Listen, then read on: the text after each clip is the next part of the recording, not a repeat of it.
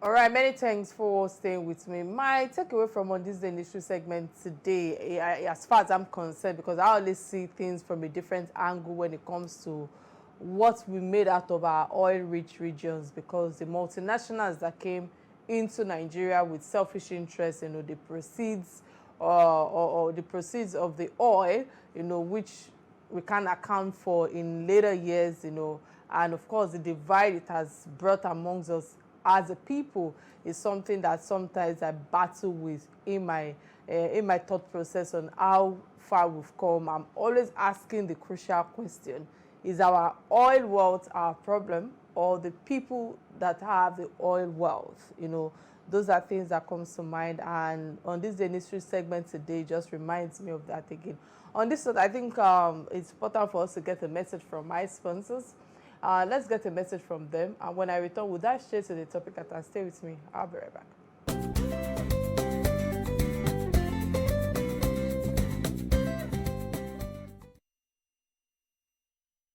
All right, in this episode of Real Talk with Kike, we shine a spotlight on the fascinating journey of Biodun Koya, a global celebrated opera singer and songwriter, as we delve into the world of classical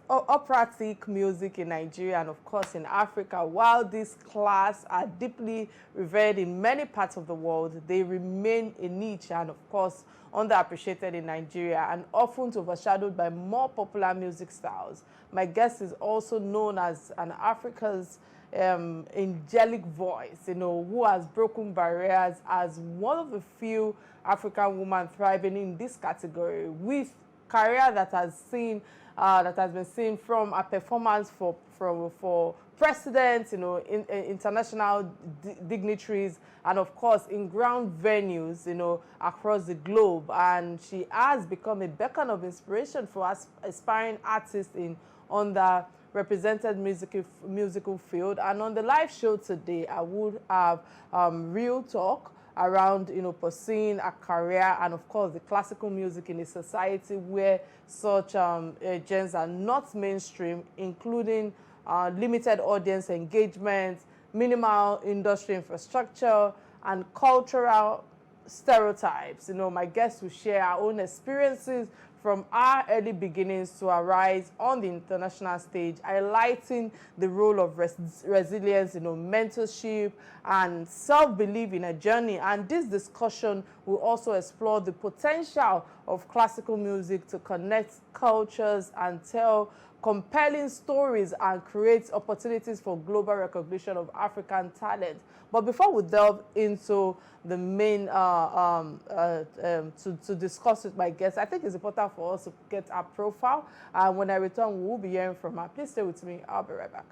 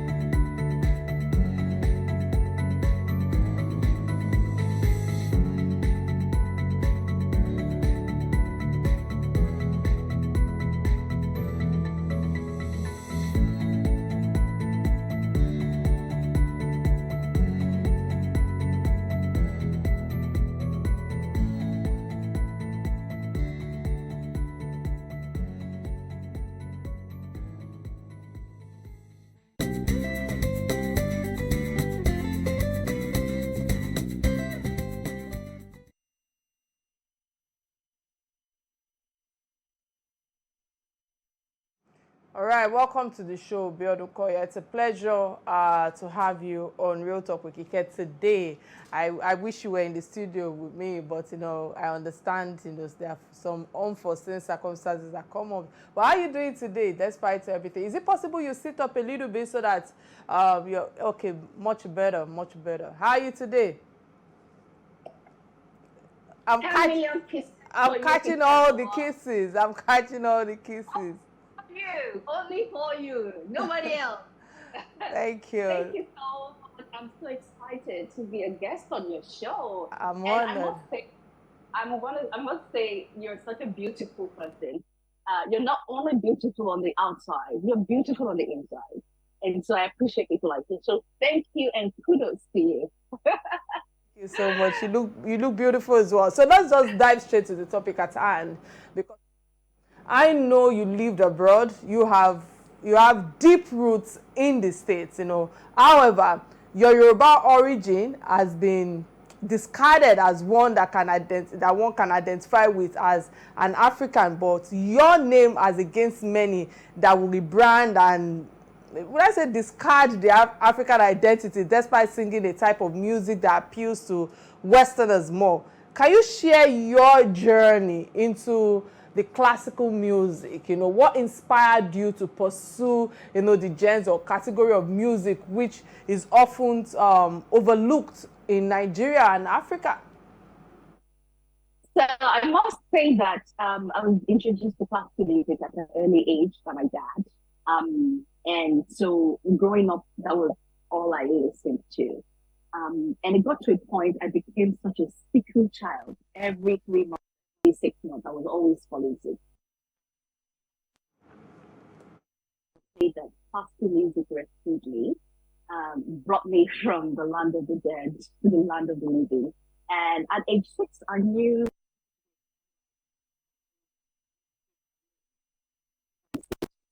and my parents wanted me to become an accountant. I was like, yeah. But anyway, I was able to strike a deal with them that, okay, let me study business management. And after that, then I can go ahead and study music. And so music has always been part of me. And one thing about classical music is that it's angelic in nature. So, yes. All right. I hear you. Yes, it's angelic in nature, but pardon my observation. But I'm of the opinion that concerts in your type of music are not as large as the type that shuts down stadiums or arenas, the O2 arenas in London. I feel it's for selected few and dignitaries. As an opera singer in predominantly Afrobeat focused music industry, what challenges have you faced and how have you been able to overcome them? I want you to keep it real on this platform.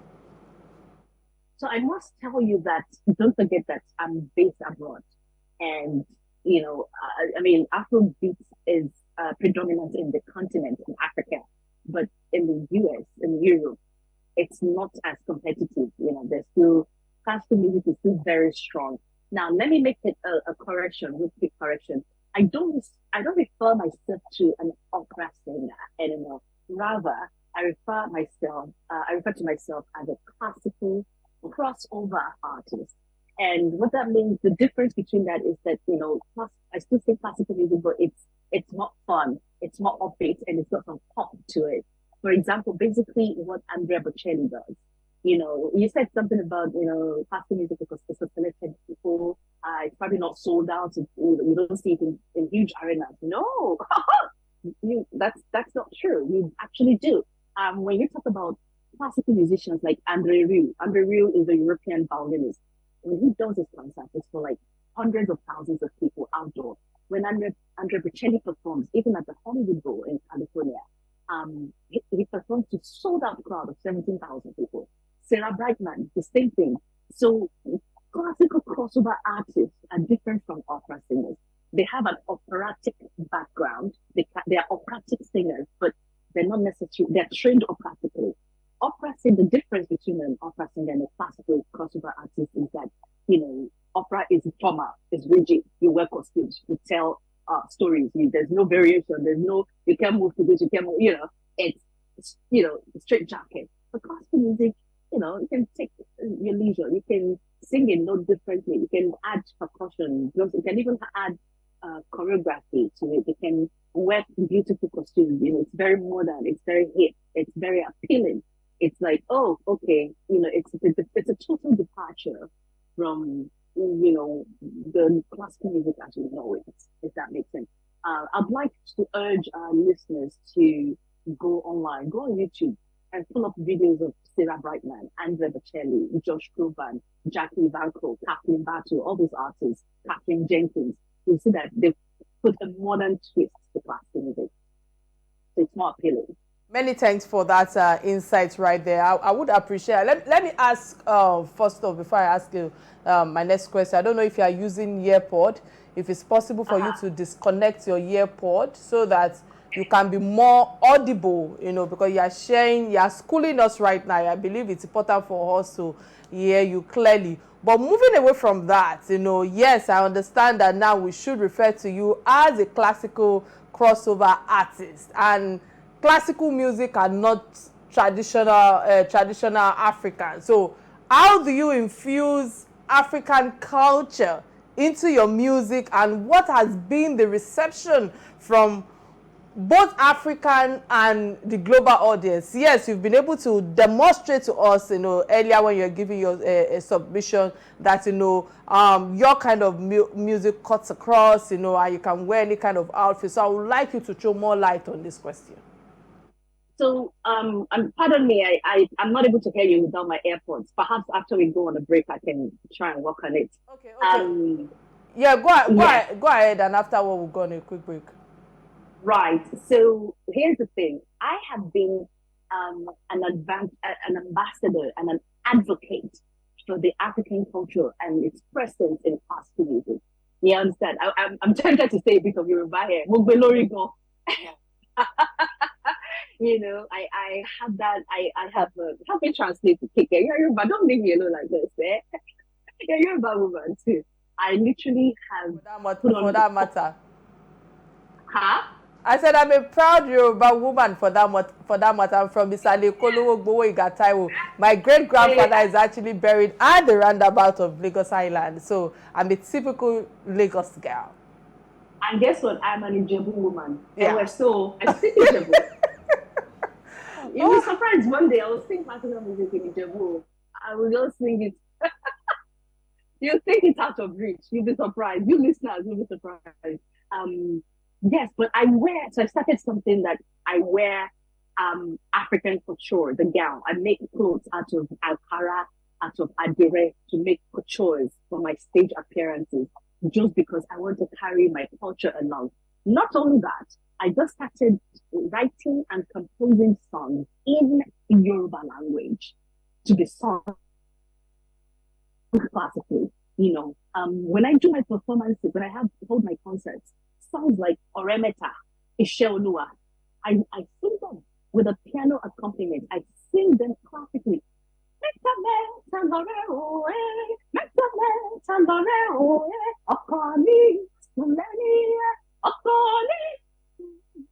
like that.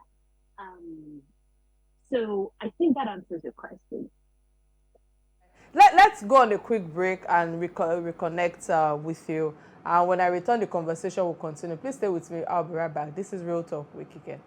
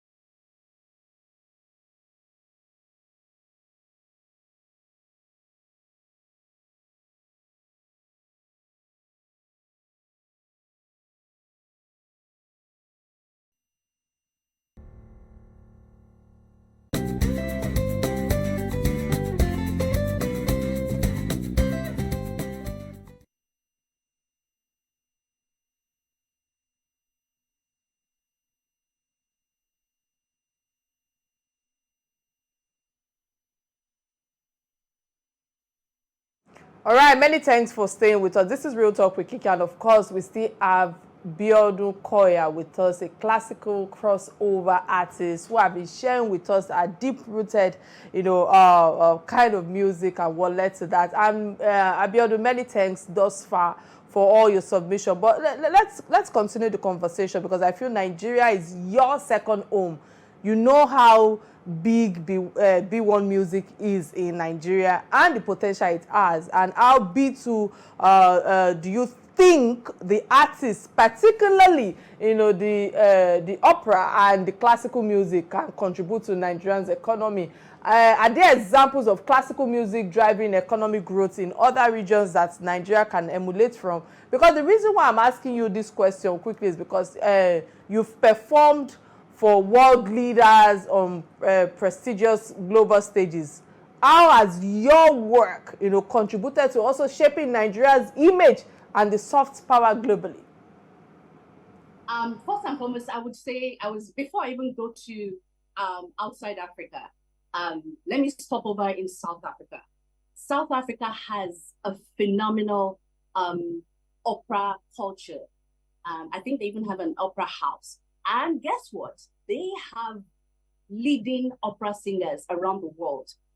There's this beautiful lady. Her name is Pretty Yende. She's with the Metropolitan Opera in New York. She's fantastic. She's making us proud. She's great. There was also another artist, a tenor. People called him because he has passed on now. Unfortunately, he passed on in 2011. He was a tenor, but he died of meningitis back then. But before he died, they referred to him as the Africa's Luciano Pavarotti. South Africa, that's just South Africa. So if Nigeria can emulate even what South Africa is doing, South Africa has more opera and classical artists than any other country from the continent of Africa. Then if you go to China, the Chinese classical artists, the government is behind them. The government is supporting them. If you go to Germany, Tokyo, UK, even America, for example, they provide grants for emerging artists, for artists who have been outstanding, who have already had an outstanding career. They give them money for them to further their careers and to promote them and to support them. They get discovered. They have shows, they have talent shows too. Like America's Got Talent, it doesn't matter what genre of music, you can be discovered. So I think our dear country there's so many talents here. I think our dear country should invest in creatives, especially classical artists, and I think that will make a difference, because artists, like for me, it's I'll tell you this, let me tell you this for free. It's one of my dreams to bring Andre Bocelli to Nigeria to hold a concert.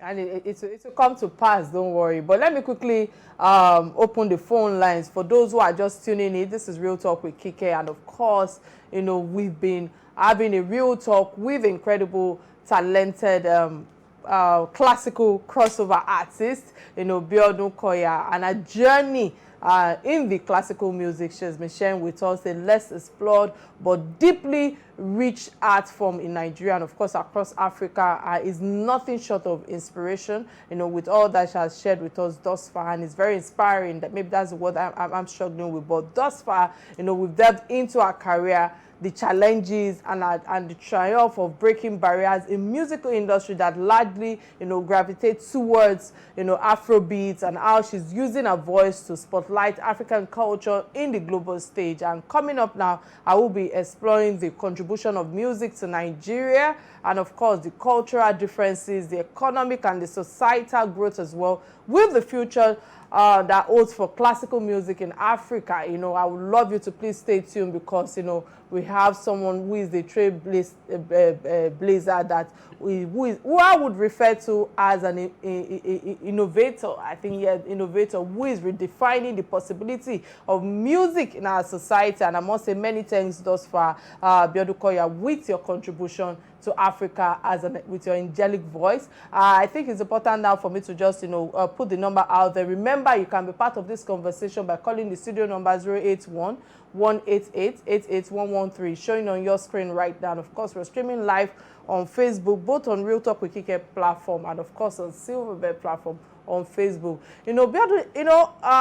We keep it real on this platform, and I know that our younger generations are in the craze of Afrobeats. Many have models like award-winning giants like Thames, Arasta, Davido. Today is Davido's birthday. He turned 32 today. We say happy birthday to him. Wizkid, Burna Boy, who have emerged in that field, making them a great influence in the African space. In what ways can, your own classical music be introduced to younger generations in Nigeria? Are you involved in any initiative or projects aimed at nurturing young talents? Before I even answer that last question, I'll tell you something. I used to come to Nigeria towards the end of the year, and I would hold a concert. And it's called Frankincense Concert. I don't know if a lot of people still remember. I did it between the period of 2017 up until 2019, just before COVID hit. I faced a lot of challenges, for example, even getting sponsorship. But I was just really lucky that my platform opened doors for me. But towards the end, it started becoming difficult. And we're just talking about corporations now. Even if I faced that kind of challenges and got discouraged, yes, COVID happened, but I was already getting tired. I was like, now wow, it was just very difficult for me to get the kind of support. It wasn't that easy. So I said to myself, if someone like me with this kind of experience under my belt and the kind of platform that I've with the plethora of works I've done, and I'm still having certain challenges, how much more people who are not even yet known, who don't have a name, who are not yet brands.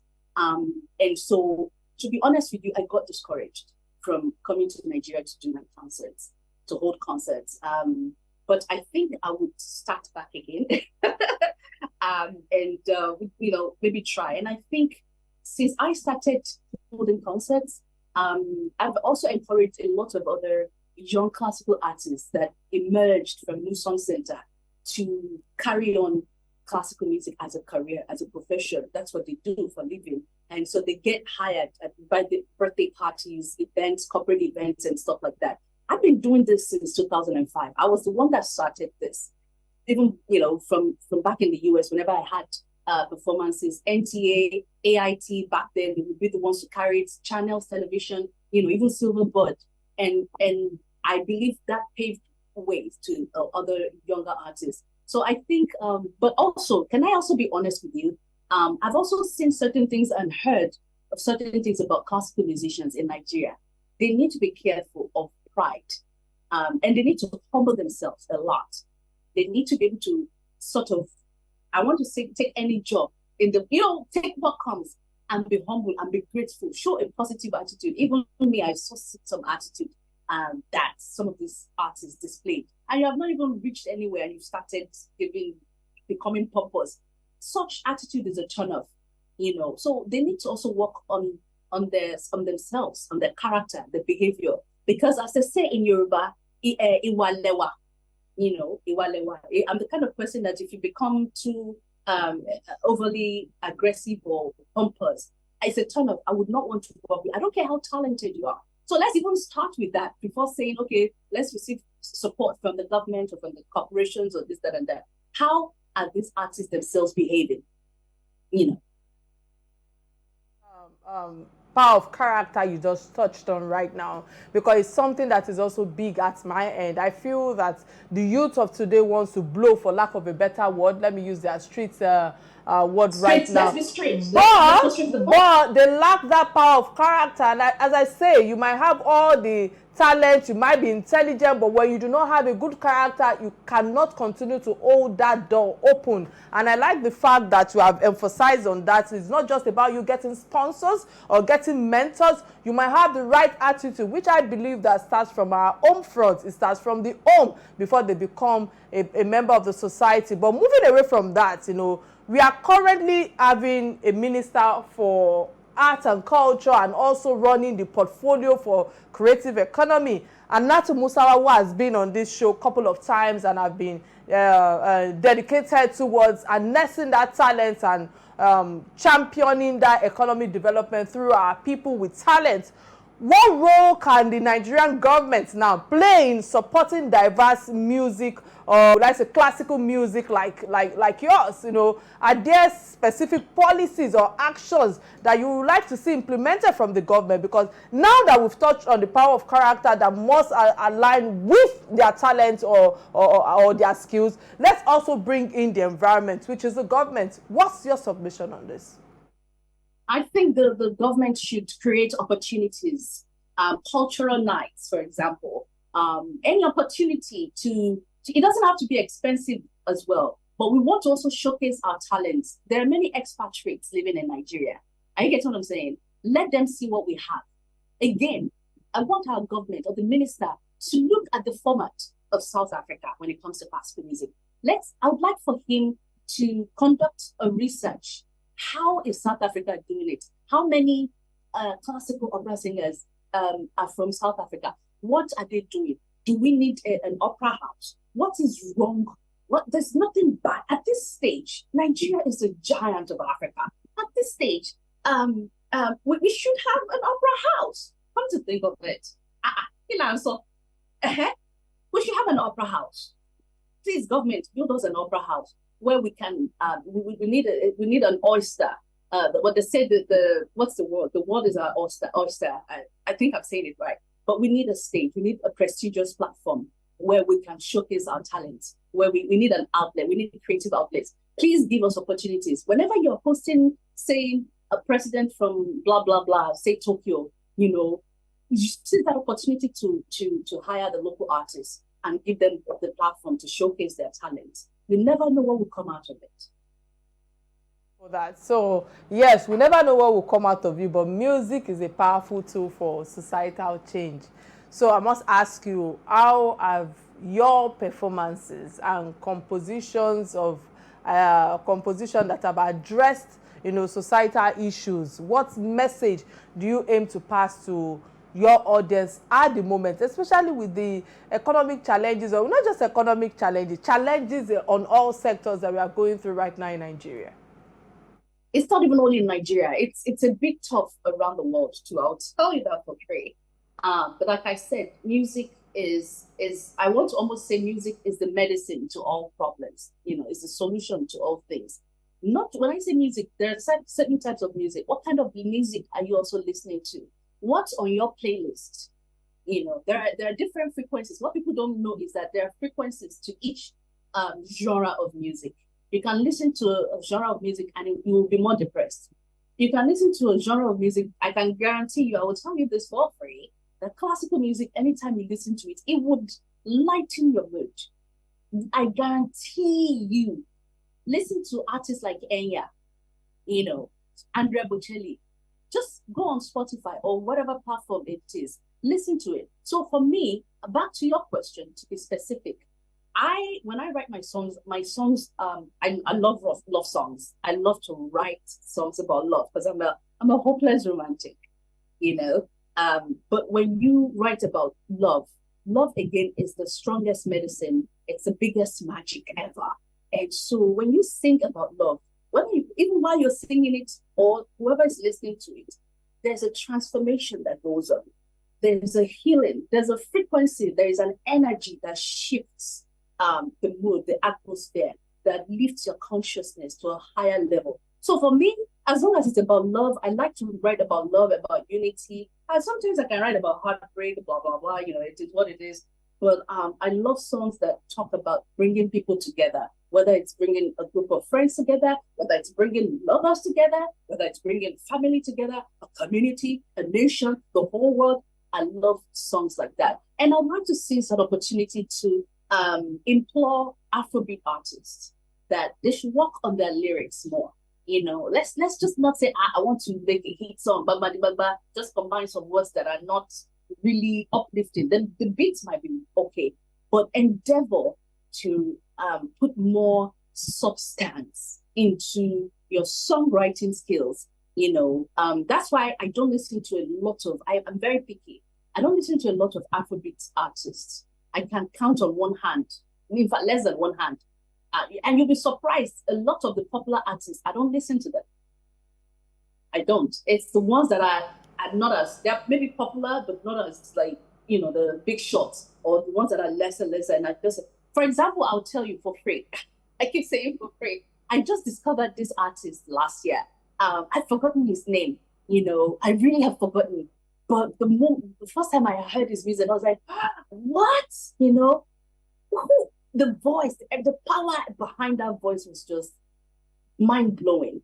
And I was so impressed, and he's not like an A-list star, but I'm a fan. I like how you've shared thus far, and love is an important part of our society. So if you tilt towards love song, I think you appeal to people like us. But away from that, when people look back at your career, what do you hope that they would say about your contribution to culture, music, and society? Thank you. To even give you, let me bring out the big guns here. Recently, a group of African ambassadors in Washington, D.C. came together and started talks about nominating me to be the cultural ambassador for African Union because of my works in the area of culture and arts. That, I think, is a big honor for them to even say, we should nominate this African sister. And they're not Nigerians. I'm talking about Ambassador of Djibouti, African Union Ambassador herself, Ambassador of Congo, Rwanda. It's just a group of them like that. They're like, Abby, they are really representing us. Even things that they can't do. Even I advise them on the areas of culture, and that's how it started. And they see that I'm very zealous and enthusiastic and proud of my African heritage. Really proud of it. And so that's why they want to do that. But I'll tell you something. Last year in California, I started an African festival event to showcase the culture. and it's called First Africa. And I just said, there's nothing African going on in this area. Let me just start this, blah, blah, blah. And I started it, and it was big. It was really massive. Guess what? I had the support of the Los Angeles County. They gave me money to do it, grant, to promote the African culture. There's a void. And I've been the one stepping up. If I had to step away from performing just to be able to put together an African play, African festival, African this, African that. So that has been my role, contribution. And I'm not just going to say, oh, I'm only focusing on Nigeria. No, it's the entire continent, because the motherland is actually the savior of the world. People may not just know it yet, and they probably know it, and they're like, But Africa is the real deal. Take it or leave it. Absolutely, I agree with you. But this might be my last question to you, and I wish you were in the studio with me, because I promise I'll come back. I look forward to that. Because my request now is a request that for presidents, diplomats. You've had that first-hand, privilege of listening to. They've had that first of listening to your voice, So for your appearance on Real Talk with Kike today, I cannot have someone like you. I want you to at least serenade us with maybe 2-minute performance. Just any love song, any message. Just serenade us right now. I wish you were here. I was already looking forward to moving my body, moving my waist, and all of that, but we can still do that virtually. Hit us with one. Wise man say, on the fools rushing, but I can tell, falling in love with you. Take my hand, take my whole life too, but I can tell, falling in love with you. Thank you so much. Thank you. I started with blowing kisses. I must end it. You ended with blowing kisses, and I'm blowing you the kisses back virtually. I'm dedicating that song to my love. He's angry at me right now. So, but I'm dedicating that song to him. Shout out. That's so lovely. That's so lovely. Thank you so much. Thank you for coming on this show. Thank you, Kike. You're amazing. I'm coming back home. I must definitely invite you back on this platform. But thank you so much. Thank you so much. It's been an interesting time with you on Real Talk with Kike. But before I let you go, there's the last segment of the show that I call Trending Stories. These are stories, that binds us as Africans, as Nigerians, and the only trending story I think I might be able to take today is the trending story of Lagos youths reject, the Owerri's coalition's endorsement of Seyi Tinubu for governor in 2027. This is the segment where I, as a host, have an opinion. And first off, this whole thing with Seyi Tinubu endorsement is causing a lot of noise as expected, and it's sparking a serious debate in Lagos. First thing first, let's acknowledge that every Nigerian has the right to run for office, no matter where they come from. But when it comes to the Lagos governorship, the issue has now become one of who really has the right to govern Lagos, especially with the endorsement from the coalition of Nigerian youth leaders, and this coalition of Lagos indigenous youths are upset, and I can understand why. They are saying that the endorsement of Seyi Tinubu for governor by a group that's not even from Lagos is disrespectful to the people of Lagos. They feel it's an attempt to deny Lagosians, the right to decide who should govern them, and that's a valid concern if you ask me. After all, isn't it the people of Lagos who should decide who leads them. And on the flip side, those supporting, Seyi Tinubu is, as far as I'm concerned, I feel will argue that Lagos is a diverse state and anyone can govern as long as they are capable and have the vision to lead. So they might point to his father or President Bola Ahmed Tinubu, who has a strong influence in Lagos politics, but as we all know, a name alone won't get you the job.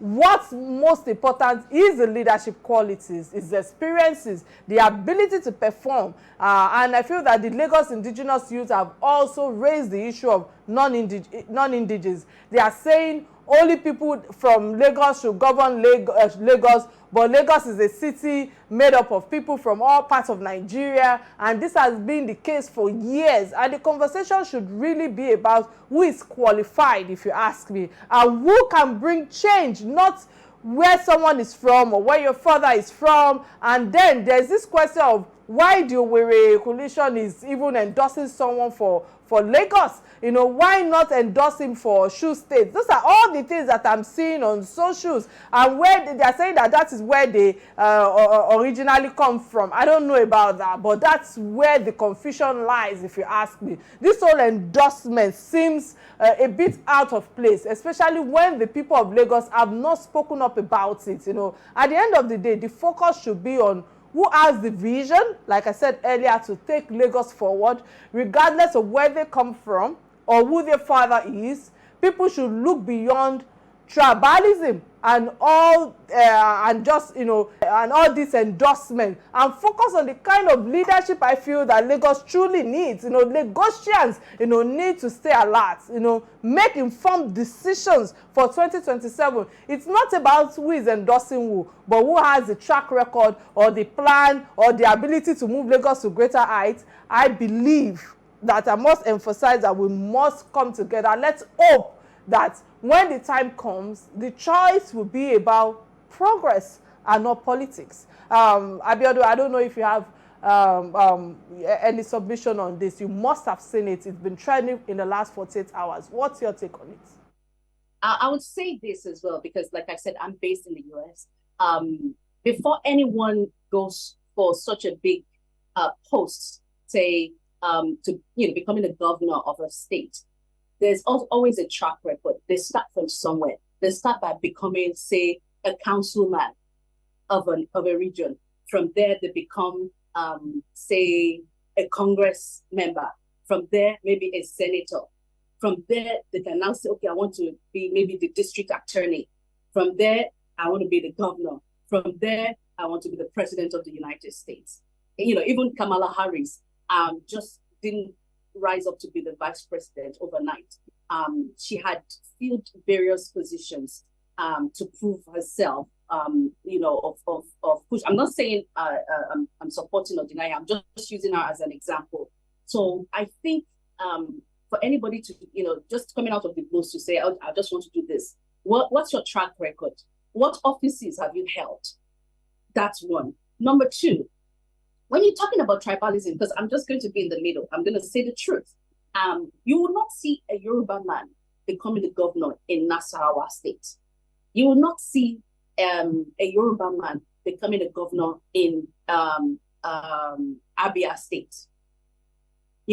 So Lagos is in the south. It's a Yoruba speaking. Yes, there's a lot of people that are settlers in Lagos, but let's be facts. Let's be real rather with ourselves.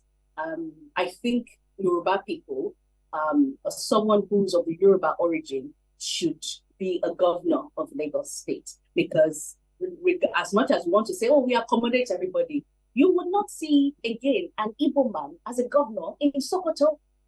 Am I right? You won't. No matter how forwarded and progressive we are, no matter how forward we are, you would not see that. You would see a northerner in a northern region as a governor. So then my third point is that, when you are loved by people, you won't even need to campaign, even if you don't have a previous pattern or achievements of say, okay, this is what I've done, this is the office I've held. and this is what I did so far. Your previous track record, that's the word I was looking for, But also, if people love, really, really love you, the masses. Look at if Mandela should rise from the dead today, or Jerry Rollins. You understand what I'm saying? People would go crazy. They would want them to be in a leadership position. So let's even say, well, what has the candidate done for the people? What's the local immediate impact? Whether even if it's a woman, there was a time this actress wanted to run for the governorship of Lagos State, and people were like, "Oh, she's a woman." So freaking what? At least she had a track record. She'd been an actress, and I think she was also a philanthropist, and she had hired people. I'm just saying that's some kind of track record. But we need some kind of track record, and we need to see that you've been directly involved. No, this is whoever is going to be in office now, whoever is interested in assuming any leadership post. Have a track record. What have you done?